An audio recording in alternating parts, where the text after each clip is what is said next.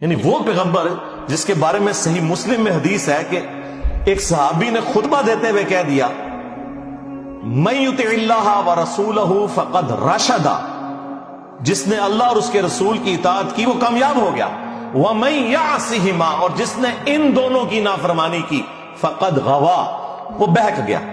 اور حضور غصے میں آگے فرمایا بئس الخطیب انت، کتنا برا خطیب ہے تو تجھے چاہیے تھا کہ تو کہتا وَمَن يَعْصِ اللَّهَ وَرَسُولَهُ فَقَدْ غَوَىٰ۔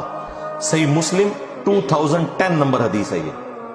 اس نے نہیں آگے سے بریلویوں کی طرح کہا کہ یا رسول اللہ ہم آپ کو مستقل بذات نہیں مان رہے، غیر مستقل بذات مان رہے ہیں، آپ کا یہ معاملہ محدود مان رہے ہیں، ہم عطائی مان رہے ہیں۔ یہ اس زمانے میں یہ کہانیاں نہیں ہوتی تھی۔ اور ابو داؤد میں تو آگے بڑے سخت الفاظ ہیں، آپ نے فرمایا قم اذهب، اٹھ نکل جائے ادھر سے۔